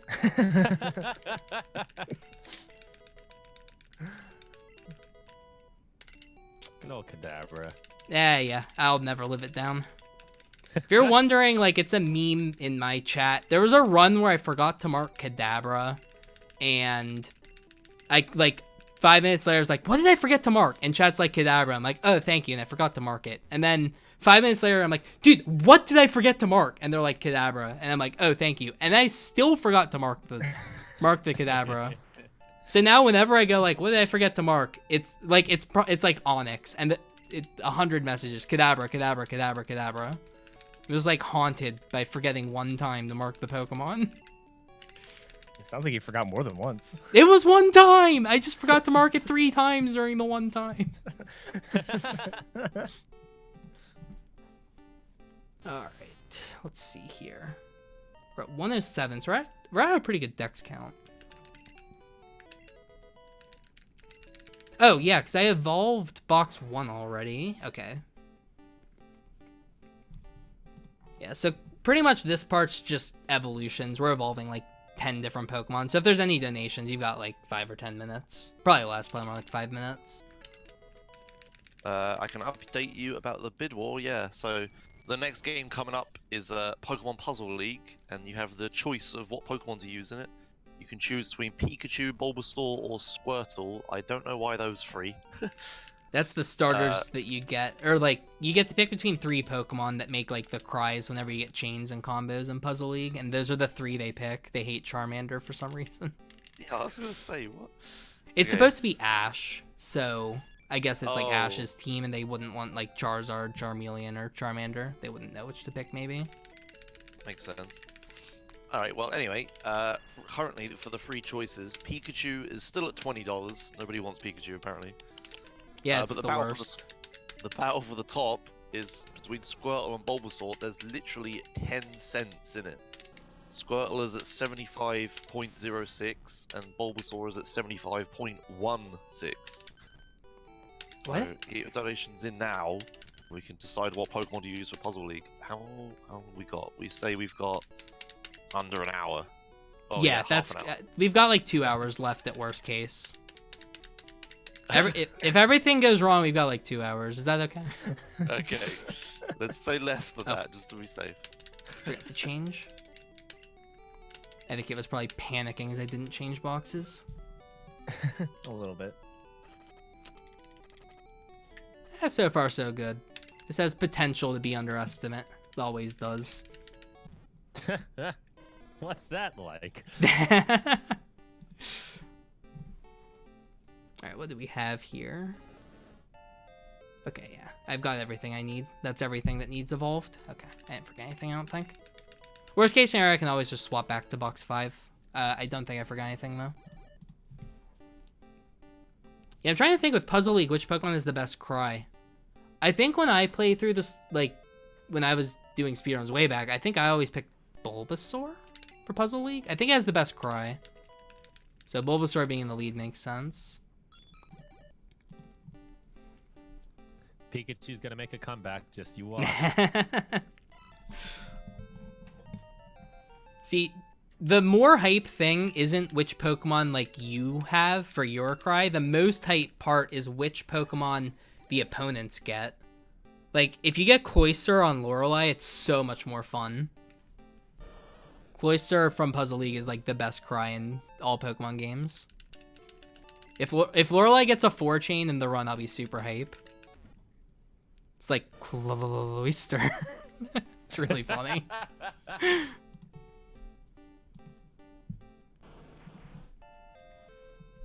It's like an ASMR thing. Alright, last evolution for now. What's actually kind of nice about the way we do the evolutions now, we spread them out quite a bit. We used to evolve literally everything at the end, and it would be like 40 minutes of us just evolving stuff. But you kind of get to play the game, evolve a bit, play the game, evolve a bit. It's nice. Rare candies. 4 Master Balls. Hello, Lapras guy.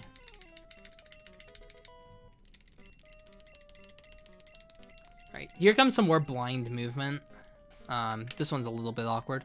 Master Balls goes for Moonstones. J255 goes for this. Toss. Bike. And I'm in Victory Road. Wow, I got a quick encounter, which is nice, so I don't have to deal with the annoying map. I'm mad. I'll let you guys see what just popped up. Oh my god. 5%, by the way. I spent like 3 minutes getting that earlier. That's 5%, so you don't count on getting it here. One more. Do it to me. Give me another one. Okay, it's not. That would have been really funny, though. If I got another goal bat. The funny thing about that is even if he had just not gotten the Golbat earlier and then got this one, he still would have had to get the stupid Zubat that's hard to get, so... You just can't prep for it. You kind of just have to take Zubat here if you don't get it in Moon. And evolving the one from Moon would just take way too long. Okay, I need to get a Geodude and an Onix, so that should be immediate. That's going to be probably a Machop again. Oh, nope, I got it. That was like last second for the Geodude. That's nice. So I just need Onix. Victory Road is one of the worst places to desum in. Yeah. Just because the encounter rate is lower than a lot of other places. So that both makes the Pokemon that are appearing less just less likely to appear, period, because you're less likely to get an encounter. But it also like sort of narrows the slots a little bit as well. Yeah. Okay. LG from you, it goes Coin Case. Yeah, it's always at the bottom. Coin Case for HMO4. And then Tile Set for Dex. Balls back. Coin Case back. I always talk out loud while I'm doing this because, again, it's very scary. This. That gets us Mew. We used to get Mew, like, early in the run. That was because it was the only Pokemon that learned both Dig and Fly. We don't need Dig anymore, which is kind of insane. We never need to dig out of any location. And part of that's because we utilize a lot more of that, the connection warping. We didn't used to do any, I don't think, connection warping, but now we do a lot of it. Yeah, between connection warping and crazy warping, we just go between places like crazy. And then anywhere that we can, we also fly away instead, so But like the other thing is, it's even small menu optimizations. Like we don't really fly anywhere when we're not doing it along with like an LG or something where we're in our menu anyways. Yeah. We never like the fact that the Mew LG there is the only LG in the run that doesn't have a manip attached to it too is just crazy how like optimized that is. Yeah, Mew doesn't have that many ways to get. It just works out to get it here. Okay, so this is Machamp. I believe I'm on the tile. I'm going to check. I'm definitely on the tile. HMO4. Volcano Badge. I think you just flash here. That should be flash. HMO4 back. Then Para heals. Go for Leaf Stone. It's Ball from Rival Name. This one. Wait, that was the wrong Master Ball. It shouldn't matter though. No. That was Trainer ID. It doesn't matter. Yeah, that doesn't matter. I just have to do an extra text box.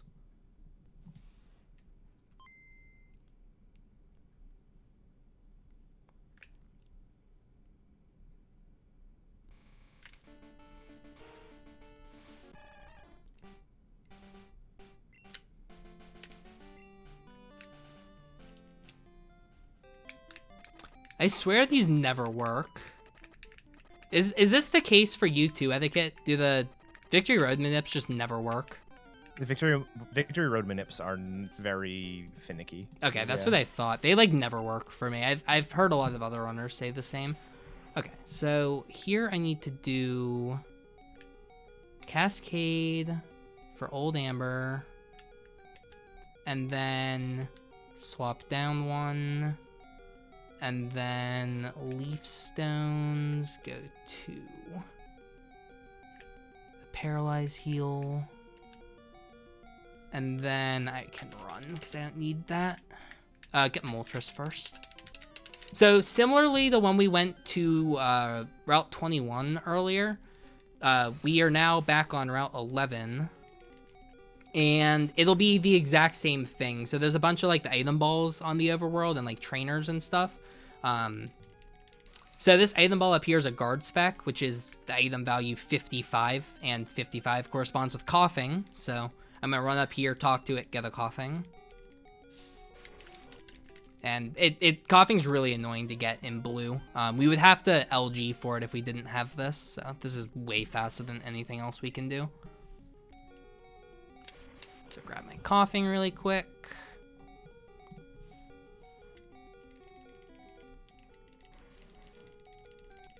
And we're going to get on. Wow, I got on the tile, which is perfect. Okay, nice. Take that. Don't have to move. This is one of the last LGs in the run, like the crazy ones. I think it is actually the last crazy one. Yeah. Jinx is technically Jinx, crazy, yeah. but Firestone for HMO4. And then it's Ball for Dex. Master Ball for Dex. Map. That's the correct map. Pokedex for Ball. Connection Great Balls. And then 4-Ball. Gets us Tauros. Again, that's pretty much the last crazy map that we need.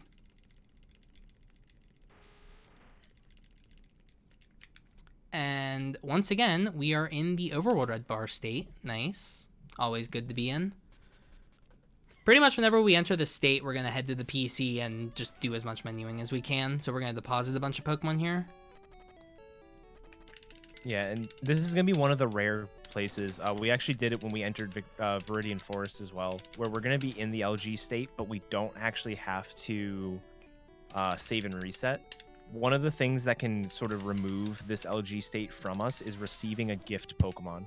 So we're going to go straight from here to the game corner, and that's going to give us 6 different Pokemon. We're actually going to buy everything from the game corner, and that will basically reset it so the game doesn't think we're in the LG state anymore.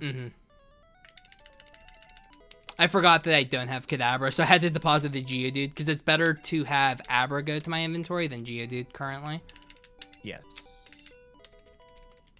It probably would have been faster if I changed boxes and deposited into the next box, but I'm a little bit worried about box space. I hope I changed boxes. Now I'm worried about it, because I just adored box change, but it should be fine.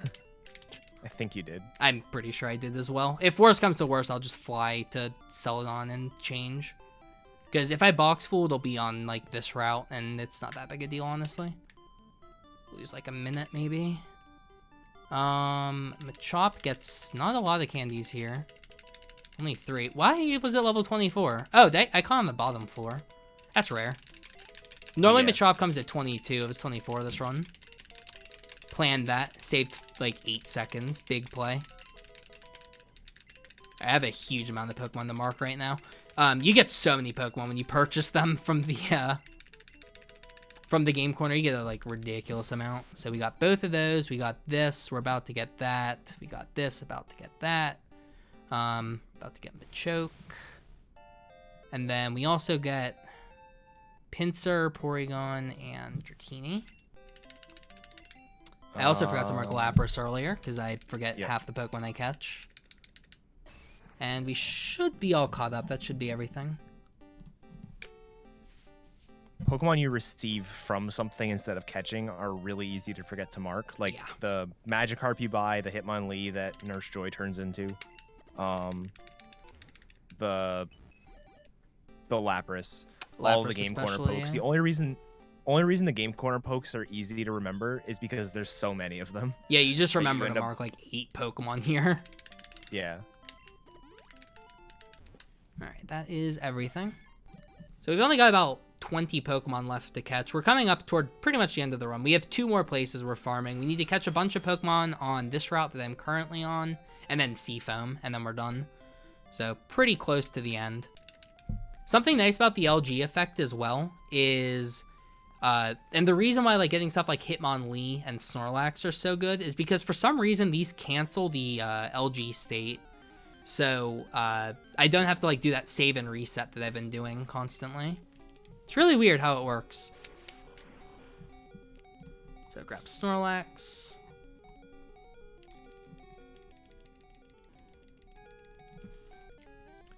And then click on 4. I don't know why this scares me every time, but it does. Every time. Yeah, like anytime you use 4, like your heart's just like, and then you like move on. It's terrifying. The amount of times I've crashed the game by misclicking on it, you would understand. Right, so we got a few more LGs to do here. I've already done Hitmonchan, so I need to do Rhyhorn. Rhyhorn first.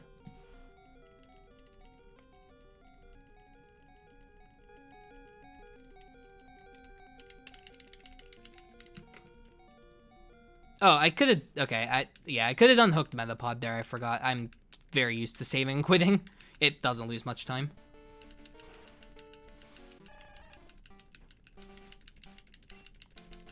Yeah, Okay, LG. The reason why LG works is it looks to like specific tiles on the map, and uses the value for like one of the tiles on the map as what the Pokemon is going to end up being. A surprising number of Pokemon can spawn from LG just based on like the normal map. So maps like this, and actually Route 11 where we got the Hitmonchan and Growlithe, those actually have a lot of just natural LGs without messing up your map at all. So they're definitely a nice place to go. It's just a bonus that we also have, like we have to get Doduo here in the grass. So and Rattata if we didn't catch it earlier. I swear this Doduo Manip has worked for me 0 times, by the way. It doesn't work, I'm pretty sure. I think it's wrong. Yeah, it's definitely wrong. That's right until level 20. I swear this Manip like just does not work, but we leave it in the notes just to troll everyone who runs the game. It's like I swear this Manip specifically is planned by like big Pokemon speedrunner, and like the corporation is just trying to hold us little guys down. You guys want to save a minute? Well, you're gonna lose it at Doduo, and now I got to desum for 1, which is kind of annoying. What kind of sucks is like I have to desum for Doduo, and I'm gonna have to get an encounter after it. Okay, that should be close. It's probably Rattata though. Is it the 22? I have my okay. I have the slots switched. 20 is the lower slot. Okay, that's either the 20 Rattata or the Doduo. Okay, got it. Good. That'll be the high level one too, or the lowest, which is right after the highest. I thought that would be early. That was actually later than I thought. And guess what? I'm gonna get a second Doduo in a row because that's just how the world works. It's like, oh, you just had to desum for a Doduo? Here, take another one. Okay, it actually didn't give me a Doduo, which is nice. I hate when it does that. There's just nothing you can do either. It's like, yeah, I'm just gonna lose time. So something with desum that could have come into play on this route, but didn't, and almost certainly will come into play in the next area, is the concept of alternating slots. So each area in the game has 10 encounter slots, and you can sort of think of the slots like a Price is Right wheel, where the more common Pokemon have a larger slice of the wheel, and the really rare Pokemon have the really small spot on the wheel. The diet slice. The diet slice, exactly. In some areas, that one in particular, and Seafoam, absolutely. Pokemon that you need to get are in alternating slots, meaning the first 4 slots on the next floor that he's going to go to are Psyduck, Seal, Psyduck, Seal. Meaning awful. Meaning awful, yeah. But meaning, if you need to get a Seal, you're aiming for a slot that's between 2 Psyducks. So if you're slightly early or slightly late, or if the game just gives you an encounter that's slightly early or slightly late, you're going to get a Psyduck instead. And if you already have a Psyduck, then that's really annoying. And it's really easy to get caught in a chain of getting the same encounter over and over again. You could be doing everything right for desum, it just doesn't want to give it to you. It's basically like the breakdown is there's 256 frames, and like let's say Pokemon's 20%. I don't know what 20% of 256 is, but that's how many frames would be that Pokemon. I just got Kingler. Nice. I'm known for getting Stomp Krabby, so I will take a Kingler.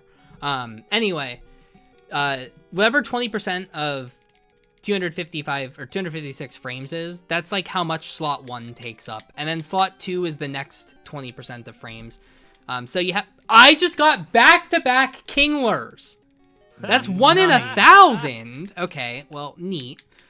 Let's get one more for the people. Let's just get one more Kingler, just one, and then we're done. All right, we've moved out of Kingler zone apparently.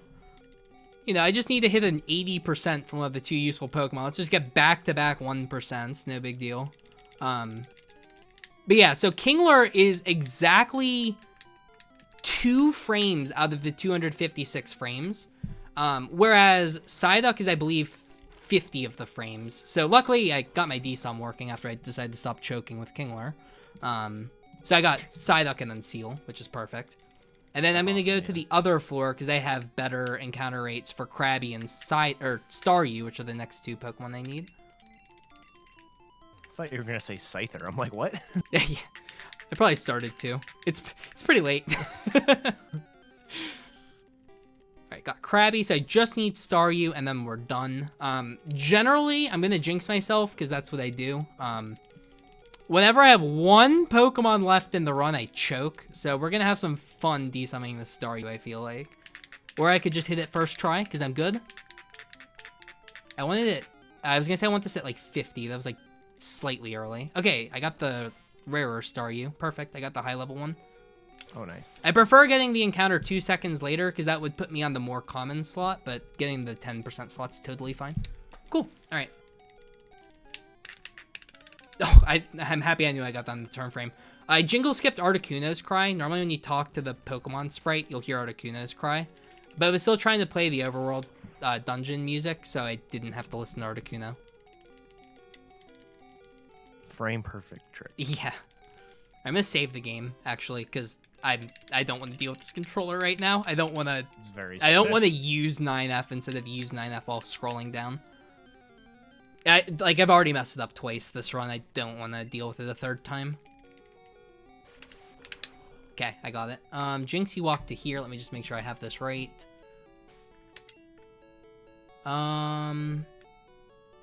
This is Old Amber with Parcel.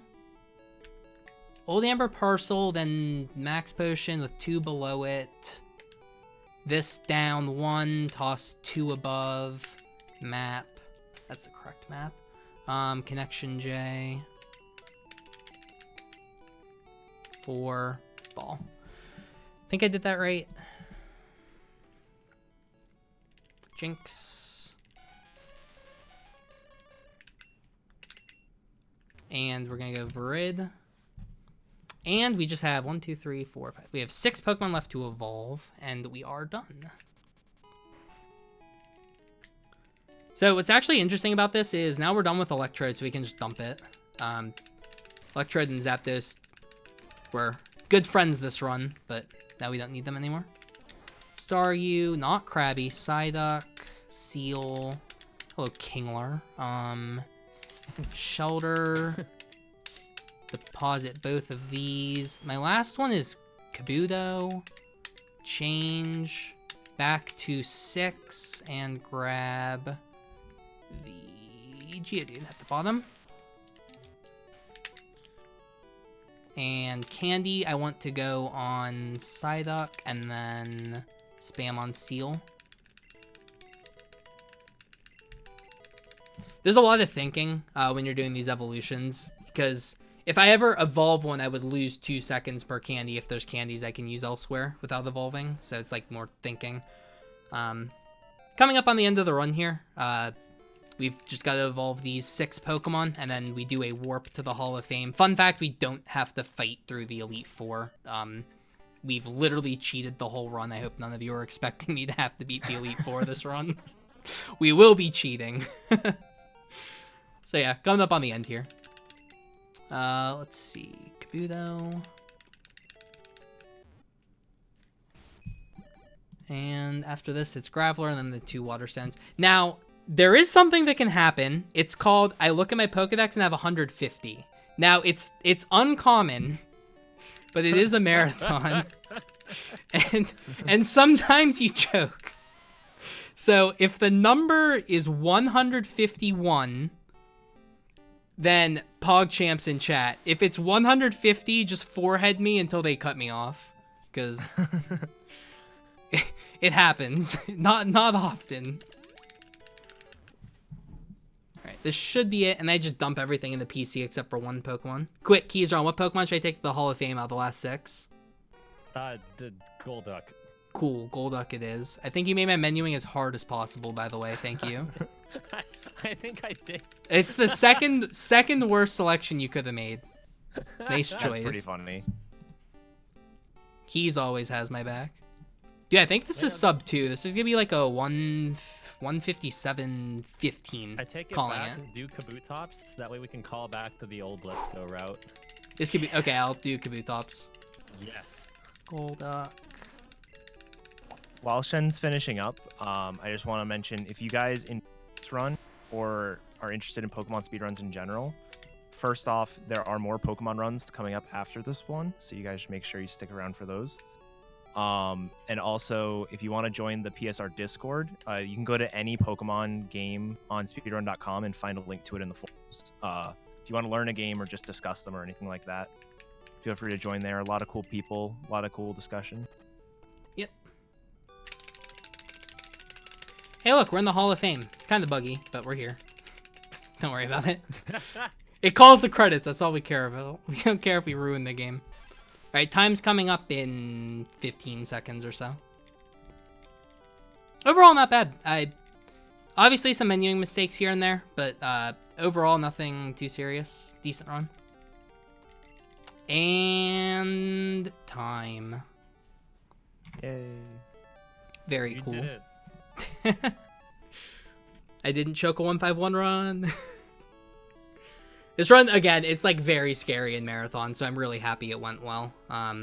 There's a lot. Like it's very much a one mistake, lose 15 minutes kind of run, or crash the game and lose the entire run kind of run.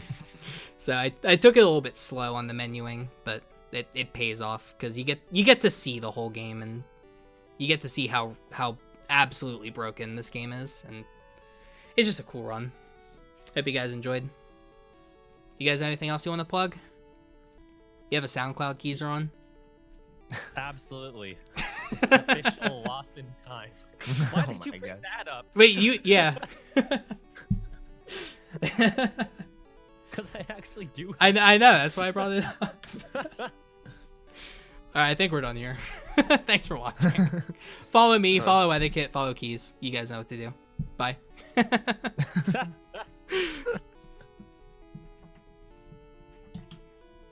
I don't know if we're still live or not. I think we are. We probably are. We're in that awkward like between phases kind of thing. I wonder if they know I'm done, because they probably thought this would be like 10 minutes over estimate, so they probably like left and like getting dinner or something. Shen's probably still going for like another 30 minutes. We've got time.